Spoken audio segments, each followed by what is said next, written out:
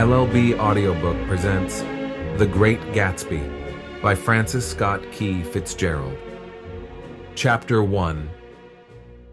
In my younger and more vulnerable years, my father gave me some advice that I've been turning over in my mind ever since.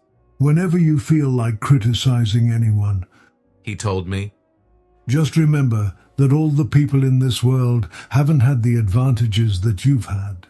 and, after boasting this way of my tolerance, I come to the admission that it has a limit. Conduct may be founded on the hard rock or the wet marshes, but after a certain point I don't care what it's founded on. When I came back from the East last autumn, I felt that I wanted the world to be in uniform and at a sort of moral attention forever. I wanted no more riotous excursions with privileged glimpses into the human heart. Only Gatsby, the man who gives his name to this book, was exempt from my reaction. Gatsby, who represented everything for which I have an unaffected scorn. If personality is an unbroken series of successful gestures, then there was something gorgeous about him, some heightened sensitivity to the promises of life, as if he were related to one of those intricate machines that register earthquakes 10,000 miles away. This responsiveness had nothing to do with that flabby impressionability which is dignified under the name of the creative temperament. It was an extraordinary gift for hope, a romantic readiness such as I have never found in any other person, and which it is not likely I shall ever find again. No, Gatsby turned out all right at the end. It is what preyed on Gatsby, what foul dust floated in the wake of his dreams that temporarily closed out my interest in the abortive sorrows and short-winded elations of men. My family have been prominent, well-to-do people in this Middle Western city for 3 generations. The Carraways are something of a clan, and we have a tradition that we're descended from the Dukes of Buccleuch, but the actual founder of my line was my grandfather's brother, who came here in '51, sent a substitute to the Civil War, and started the wholesale hardware business that my father carries on today. I never saw this great uncle, but I'm supposed to look like him, with special reference to the rather hard-boiled painting that hangs in Father's office. I graduated from New Haven in 1915, just a quarter of a century after my father, and a little later I participated in that delayed Teutonic migration known as the Great War. I enjoyed the counter-raid so thoroughly that I came back restless. Instead of being the warm center of the world, the Middle West now seemed like the ragged edge of the universe, so I decided to go east and learn the bond business. Everybody I knew was in the bond business, so I supposed it could support one more single man. All my aunts and uncles talked it over as if they were choosing a prep school for me, and finally said, "Why, yes," with very grave, hesitant faces. Father agreed to finance me for a year, and after various delays I came east, permanently, I thought, in the spring of '22. The practical thing was to find rooms in the city, but it was a warm season, and I had just left a country of wide lawns and friendly trees. So when a young man at the office suggested that we take a house together in a commuting town, it sounded like a great idea.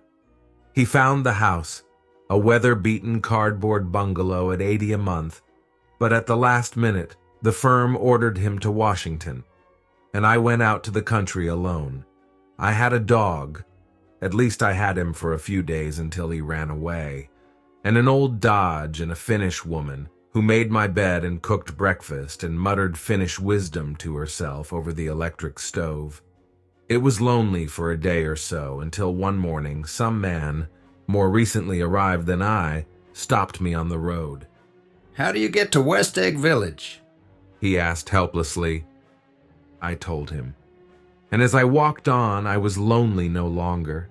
I was a guide, a pathfinder, an original settler. He had casually conferred on me the freedom of the neighborhood, and so with the sunshine and the great bursts of leaves growing on the trees, just as things grow in fast movies, I had that familiar conviction that life was beginning over again with the summer. There was so much to read, for one thing, and so much fine health to be pulled down out of the young, breath-giving air. I bought a dozen volumes on banking and credit and investment securities, and they stood on my shelf in red and gold like new money from the mint, promising to unfold the shining secrets that only Midas and Morgan and Maecenas knew. And I had the high intention of reading many other books besides. I was rather literary in college. One year I wrote a series of very solemn and obvious editorials for the Yale News, and now I was going to bring back all such things into my life and become again that most limited of all specialists, the well-rounded man. This isn't just an epigram. Life is much more successfully looked at from a single window, after all. It was a matter of chance that I should have rented a house in one of the strangest communities in North America. It was on that slender, riotous island which extends itself due east of New York, and where there are, among other natural curiosities, two unusual formations of land. 20 miles from the city, a pair of enormous eggs, identical in contour and separated only by a courtesy bay, jut out into the most domesticated body of salt water in the Western Hemisphere, the great wet barnyard of Long Island Sound. They are not perfect ovals, like the egg in the Columbus story. They are both crushed flat at the contact end. But their physical resemblance must be a source of perpetual wonder to the gulls that fly overhead. To the wingless, a more interesting phenomenon is their dissimilarity in every particular except shape and size. I lived at West Egg, the less fashionable of the two, though this is a most superficial tag to express the bizarre and not a little sinister contrast between them. My house was at the very tip of the egg, only 50 yards from the Sound, and squeezed between two huge places that rented for $12,000 or $15,000 a season. The one on my right was a colossal affair by any standard. It was a factual imitation of some Hôtel de Ville in Normandy, with a tower on one side, spanking new under a thin beard of raw ivy, and a marble swimming pool, and more than 40 acres of lawn and garden. It was Gatsby's mansion. Or rather, as I didn't know Mr. Gatsby, it was a mansion inhabited by a gentleman of that name. My own house was an eyesore, but it was a small eyesore, and it had been overlooked, so I had a view of the water, a partial view of my neighbor's lawn, and the consoling proximity of millionaires, all for $80 a month. Across the courtesy bay, the white palaces of fashionable East Egg glittered along the water, and the history of the summer really begins on the evening I drove over there to have dinner with the Tom Buchanans. Daisy was my second cousin once removed, and I'd known Tom in college. And just after the war, I spent 2 days with them in Chicago. Her husband, among various physical accomplishments, had been one of the most powerful ends that ever played football at New Haven, a national figure in a way, one of those men who reach such an acute, limited excellence at 21 that everything afterward savors of anticlimax. His family were enormously wealthy. Even in college, his freedom with money was a matter for reproach. But now he'd left Chicago and come east in a fashion that rather took your breath away. For instance, he'd brought down a string of polo ponies from Lake Forest. It was hard to realize that a man in my own generation was wealthy enough to do that. Why they came east, I don't know. They had spent a year in France for no particular reason, and then drifted here and there unrestfully, wherever people played polo and were rich together. This was a permanent move, said Daisy over the telephone, but I didn't believe it. I had no sight into Daisy's heart, but I felt that Tom would drift on forever seeking, a little wistfully, for the dramatic turbulence of some irrecoverable football game. And so it happened that on a warm, windy evening, I drove over to East Egg to see two old friends whom I scarcely knew at all. Their house was even more elaborate than I expected, a cheerful red and white Georgian colonial mansion overlooking the bay. The lawn started at the beach and ran towards the front door for a quarter of a mile, jumping over sundials and brick walks and burning gardens. Finally, when it reached the house, drifting up the side in bright vines as though from the momentum of its run. The front was broken by a line of French windows, glowing now with reflected gold and wide open to the warm, windy afternoon, and Tom Buchanan in riding clothes was standing with his legs apart on the front porch. He had changed since his New Haven years. Now he was a sturdy, straw-haired man of 30, with a rather hard mouth and a supercilious manner. Two shining, arrogant eyes had established dominance over his face and gave him the appearance of always leaning aggressively forward. Not even the effeminate swank of his riding clothes could hide the enormous power of that body. He seemed to fill those glistening boots until he strained the top lacing, and you could see a great pack of muscle shifting when his shoulder moved under his thin coat. It was a body capable of enormous leverage, a cruel body. His speaking voice, a gruff, husky tenor, added to the impression of fractiousness he conveyed. There was a touch of paternal contempt in it, even toward people he liked, and there were men at New Haven who had hated his guts. Now don't think my opinion on these matters is final, he seemed to say.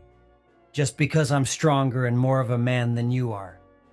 We were in the same senior society, and while we were never intimate, I always had the impression that he approved of me and wanted me to like him with some harsh, defiant wistfulness of his own. We talked for a few minutes on the sunny porch. I've got a nice place here, he said, his eyes flashing about restlessly. Turning me around by one arm, he moved a broad, flat hand along the front vista, including in its sweep a sunken Italian garden, a half-acre of deep, pungent roses, and a snub-nosed motorboat that bumped the tide offshore. It belonged to Domain, the oil man. He turned me around again, politely and abruptly. We'll go inside. We walked through a high hallway into a bright, rosy-colored space, fragilely bound into the house by French windows at either end. The windows were ajar and gleaming white against the fresh grass outside that seemed to grow a little way into the house. A breeze blew through the room, blue curtains in at one end and out the other like pale flags, twisting them up toward the frosted wedding cake of the ceiling, and then rippled over the wine-colored rug, making a shadow on it as wind does on the sea. The only completely stationary object in the room was an enormous couch on which two young women were buoyed up, as though upon an anchored balloon. They were both in white, and their dresses were rippling and fluttering, as if they had just been blown back in after a short flight around the house. I must have stood for a few moments listening to the whip and snap of the curtains and the groan of a picture on the wall. Then there was a boom as Tom Buchanan shut the rear windows, and the caught wind died out about the room, and the curtains and the rugs and the two young women ballooned slowly to the floor. The younger of the two was a stranger to me. She was extended full length at her end of the divan, completely motionless, and with her chin raised a little, as if she were balancing something on it which was quite likely to fall. If she saw me out of the corner of her eyes, she gave no hint of it. Indeed, I was almost surprised into murmuring an apology for having disturbed her by coming in. The other girl, Daisy, made an attempt to rise. She leaned slightly forward with a conscientious expression. Then she laughed, an absurd, charming little laugh, and I laughed too and came forward into the room. I'm paralyzed with happiness. She laughed again, as if she said something very witty, and held my hand for a moment, looking up into my face, promising that there was no one in the world she so much wanted to see. That was a way she had. She hinted in a murmur that the surname of the balancing girl was Baker. I've heard it said that Daisy's murmur was only to make people lean toward her, an irrelevant criticism that made it no less charming. At any rate, Miss Baker's lips fluttered. She nodded at me almost imperceptibly, and then quickly tipped her head back again. The object she was balancing had obviously tottered a little and given her something of a fright. Again, a sort of apology arose to my lips. Almost any exhibition of complete self-sufficiency draws a stunned tribute from me. I looked back at my cousin, who began to ask me questions in her low, thrilling voice. It was the kind of voice that the ear follows up and down, as if each speech is an arrangement of notes that will never be played again. Her face was sad and lovely with bright things in it, bright eyes and a bright, passionate mouth. But there was an excitement in her voice that men who had cared for her found difficult to forget. A singing compulsion, a whispered "listen," a promise that she had done gay, exciting things just a while since, and that there were gay, exciting things hovering in the next hour. I told her how I had stopped off in Chicago for a day on my way east, and how a dozen people had sent their love through me. Do they miss me? She cried ecstatically. The whole town is desolate. All the cars have the left rear wheel painted black as a mourning wreath, and there's a persistent wail all night along the North Shore. How gorgeous! Let's go back, Tom. Tomorrow. Then she added irrelevantly, You ought to see the baby. I'd like to. She's asleep. She's 3 years old. Haven't you ever seen her? Never. Well, you ought to see her. She's... Tom Buchanan, who had been hovering restlessly about the room, stopped and rested his hand on my shoulder. What you doing, Nick? I'm a bondman, Who with? I told him. Never heard of them. He remarked decisively. This annoyed me. You will, I answered shortly. You will if you stay in the East, Oh, I'll stay in the East, don't you worry. he said, glancing at Daisy and then back at me, as if he were alert for something more. I'd be a goddamn fool to live anywhere else. At this point, Miss Baker said, Absolutely. with such suddenness that I started. It was the first word she had uttered since I came into the room. Evidently, it surprised her as much as it did me, for she yawned, and with a series of rapid, deft movements stood up into the room. I'm stiff. She complained. I've been lying on that sofa for as long as I can remember. Don't look at me. Daisy retorted. I've been trying to get you to New York all afternoon. No thanks. Said Miss Baker to the 4 cocktails just in from the pantry. I'm absolutely in training. Her host looked at her incredulously. You are. He took down his drink as if it were a drop in the bottom of a glass. How you ever get anything done is beyond me. I looked at Miss Baker, wondering what it was she got done. I enjoyed looking at her. She was a slender, small-breasted girl with an erect carriage, which she accentuated by throwing her body backward at the shoulders like a young cadet. Her gray, sun-strained eyes looked back at me with polite reciprocal curiosity out of a wan, charming, discontented face. It occurred to me now that I had seen her, or a picture of her, somewhere before. You live in West Egg. She remarked contemptuously. I know somebody there. I don't know a single... You must know Gatsby. Gatsby? demanded Daisy. What Gatsby? Before I could reply that he was my neighbor, dinner was announced. Wedging his tense arm imperatively under mine, Tom Buchanan compelled me from the room as though he were moving a checker to another square. Slenderly, languidly, their hands set lightly on their hips, the 2 young women preceded us out onto a rosy-colored porch, open toward the sunset, where 4 candles flickered on the table in the diminished wind. Why candles? Objected Daisy, frowning. She snapped them out with her fingers. In 2 weeks, it'll be the longest day in the year. She looked at us all radiantly. Do you always watch for the longest day of the year and then miss it? I always watch for the longest day in the year and then miss it. We ought to plan something. yawned Miss Baker, sitting down at the table as if she were getting into bed. All right. Said Daisy. What'll we plan? She turned to me helplessly. What do people plan? Before I could answer, her eyes fastened with an awed expression on her little finger. Look! Look! She complained. I heard it. We all looked. The knuckle was black and blue. You did it, Tom. She said accusingly. I know you didn't mean to, but you did do it. That's what I get for marrying a brute of a man. A great, big, hulking physical specimen of a... I hate that word, hulking. Objected Tom crossly. Even in kidding. Hulking. Insisted Daisy. Sometimes she and Miss Baker talked at once, unobtrusively, and with a bantering inconsequence that was never quite chatter, that was as cool as their white dresses and their impersonal eyes in the absence of all desire.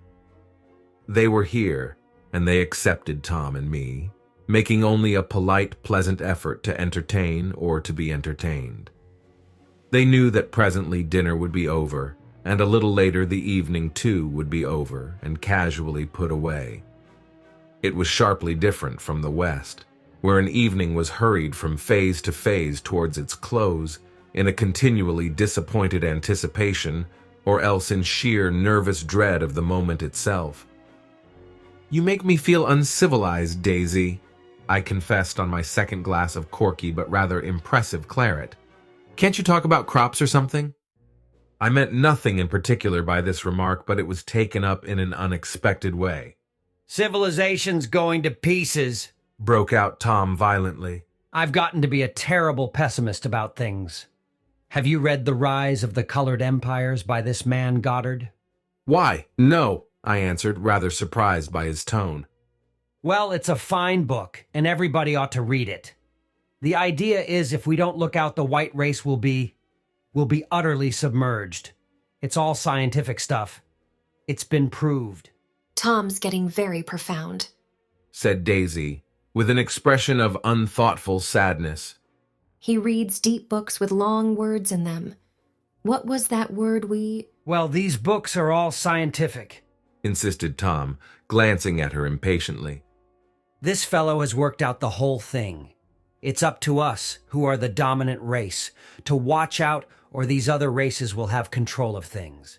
We've got to beat them down, Whispered Daisy, winking ferociously toward the fervent sun. You ought to live in California. Began Miss Baker, but Tom interrupted her by shifting heavily in his chair. This idea is that we're Nordics. I am, and you are, and... After an infinitesimal hesitation, he included Daisy with a slight nod, and she winked at me again. And we've produced all the things that go to make civilization. Oh, science and art and all that. Do you see? There was something pathetic in his concentration, as if his complacency, more acute than of old, was not enough to him anymore. When almost immediately the telephone rang inside, and the butler left the porch, Daisy seized upon the momentary interruption and leaned towards me. I'll tell you a family secret, She whispered enthusiastically. It's about the butler's nose. Do you want to hear about the butler's nose?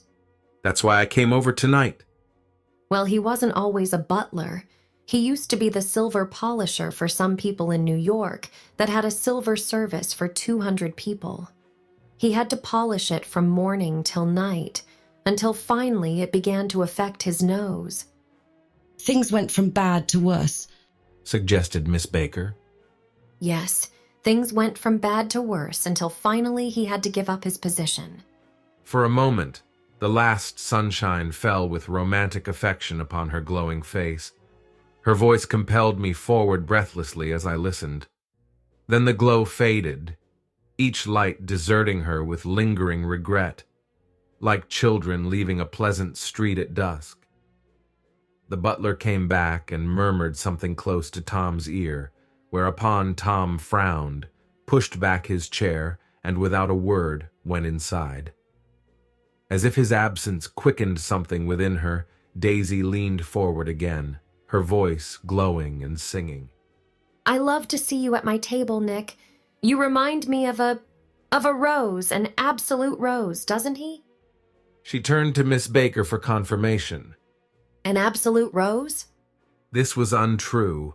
I am not even faintly like a rose. She was only extemporizing, but a stirring warmth flowed from her, as if her heart was trying to come out to you concealed in one of those breathless, thrilling words. Then suddenly she threw her napkin on the table and excused herself and went into the house.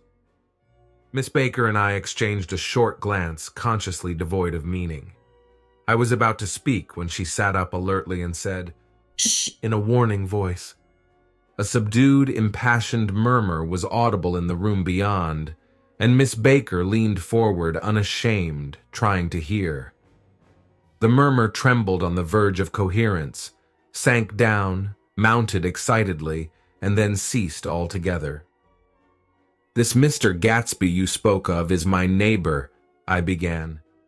Don't talk. I want to hear what happens. "Is something happening?" I inquired innocently. You mean to say you don't know? Said Miss Baker, honestly surprised. I thought everybody knew. "I don't," Why? she said hesitantly. Tom's got some woman in New York. "Got some woman?" I repeated blankly. Miss Baker nodded. She might have the decency not to telephone him at dinner time, don't you think? Almost before I had grasped her meaning, there was the flutter of a dress and the crunch of leather boots, and Tom and Daisy were back at the table. It couldn't be helped. She sat down, glanced searchingly at Miss Baker and then at me, and continued. I looked outdoors for a minute, and it's very romantic outdoors.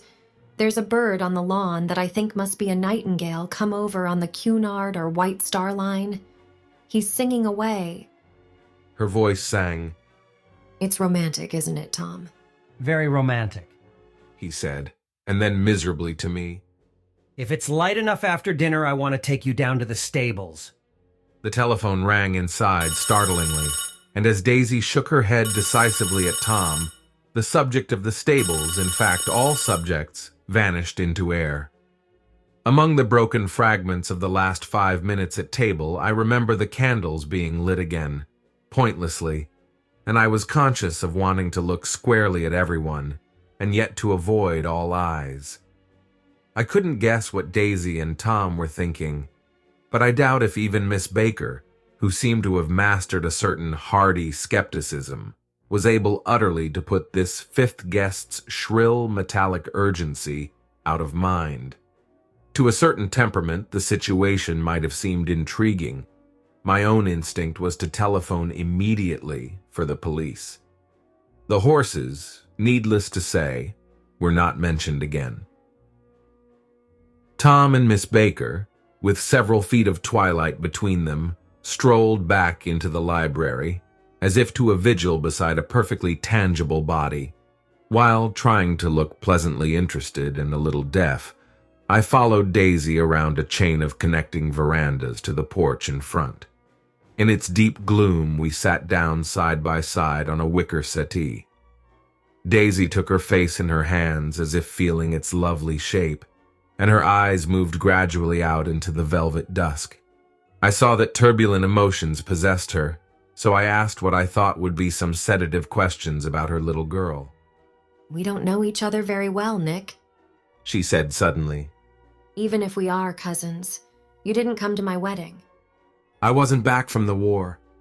That's true. She hesitated. Well, I've had a very bad time, Nick, and I'm pretty cynical about everything. Evidently, she had reason to be. I waited, but she didn't say any more, and after a moment, I returned rather feebly to the subject of her daughter. I suppose she talks and eats and everything. Oh, yes. She looked at me absently. Listen, Nick, let me tell you what I said when she was born. Would you like to hear? Very much. It'll show you how I've gotten to feel about things. Well, she was less than an hour old, and Tom was God knows where. I woke up out of the ether with an utterly abandoned feeling and asked the nurse right away if it was a boy or a girl. She told me it was a girl, and so I turned my head away and wept. "All right," I said. "I'm glad it's a girl, and I hope she'll be a fool. That's the best thing a girl can be in this world, a beautiful little fool. You see, I think everything's terrible anyhow." She went on in a convinced way. "Everybody thinks so. The most advanced people, and I know. I've been everywhere and seen everything and done everything." Her eyes flashed around her in a defiant way, rather like Tom's, and she laughed with thrilling scorn. "Sophisticated. God, I'm sophisticated." The instant her voice broke off, ceasing to compel my attention, my belief, I felt the basic insincerity of what she had said. It made me uneasy, as though the whole evening had been a trick of some sort to exact a contributory emotion from me. I waited, and sure enough, in a moment she looked at me with an absolute smirk on her lovely face, as if she had asserted her membership in a rather distinguished secret society to which she and Tom belonged. Inside, the crimson room bloomed with light.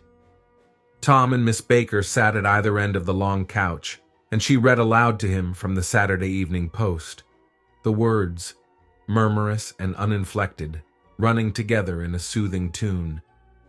The lamplight, bright on his boots and dull on the autumn leaf yellow of her hair, glinted along the paper as she turned a page with a flutter of slender muscles in her arms. When we came in, she held us silent for a moment with a lifted hand. To be continued. She said, tossing the magazine on the table. In our very next issue. Her body asserted itself with a restless movement of her knee, and she stood up. 10 o'clock. She remarked, apparently finding the time on the ceiling. Time for this good girl to go to bed. "Jordan's going to play in the tournament tomorrow, Explained Daisy. over at Westchester." "Oh, you're Jordan Baker." I knew now why her face was familiar. Its pleasing, contemptuous expression had looked out at me from many rotogravure pictures of the sporting life at Asheville and Hot Springs and Palm Beach. I had heard some story of her too, a critical, unpleasant story, but what it was I had forgotten long ago. Good night. She said softly. Wake me at 8, won't you? "If you'll get up." I will. Good night, Mr. Carraway. See you anon. "Of course you will." Confirmed Daisy. "In fact, I think I'll arrange a marriage. Come over often, Nick, and I'll sort of, fling you together. You know, lock you up accidentally in linen closets and push you out to sea in a boat, and all that sort of thing." Good night, called Miss Baker from the stairs. I haven't heard a word. She's a nice girl. Said Tom after a moment. They oughtn't to let her run around the country this way. "Who oughtn't to?" Inquired Daisy coldly. Her family. "Her family is one aunt about 1,000 years old. Besides, Nick's going to look after her, aren't you, Nick? She's going to spend lots of weekends out here this summer. I think the home influence will be very good for her." Daisy and Tom looked at each other for a moment in silence. "Is she from New York?" I asked quickly. "From Louisville. Our white girlhood was passed together there, our beautiful white—" Did you give Nick a little heart-to-heart talk on the veranda? Demanded Tom suddenly. "Did I?" She looked at me. "I can't seem to remember, but I think we talked about the Nordic race. Yes, I'm sure we did. It sort of crept up on us, and first thing you know—" Don't believe everything you hear, Nick. He advised me. I said lightly that I had heard nothing at all, and a few minutes later I got up to go home. They came to the door with me and stood side by side in a cheerful square of light.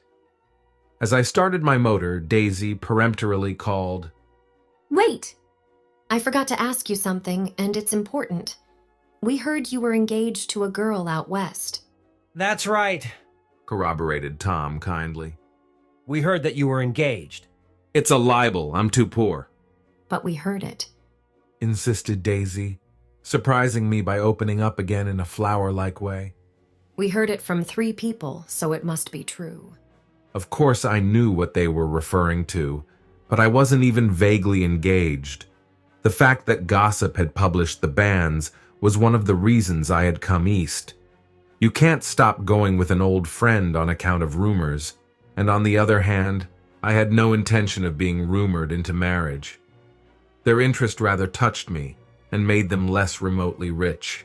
Nevertheless, I was confused and a little disgusted as I drove away. It seemed to me that the thing for Daisy to do was to rush out of the house, child in arms, but apparently there were no such intentions in her head. As for Tom, the fact that he had some woman in New York was really less surprising than that he had been depressed by a book.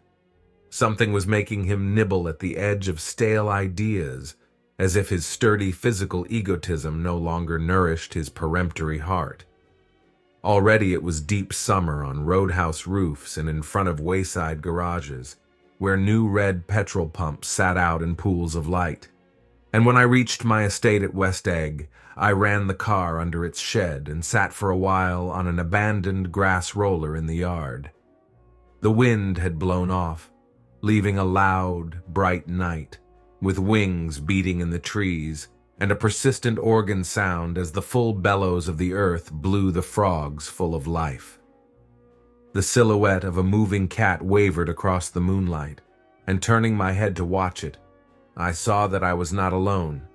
50 feet away, a figure had emerged from the shadow of my neighbor's mansion and was standing with his hands in his pockets regarding the silver pepper of the stars. Something in his leisurely movements and the secure position of his feet upon the lawn suggested that it was Mr. Gatsby himself, come out to determine what share was his of our local heavens. I decided to call to him. Miss Baker had mentioned him at dinner, and that would do for an introduction.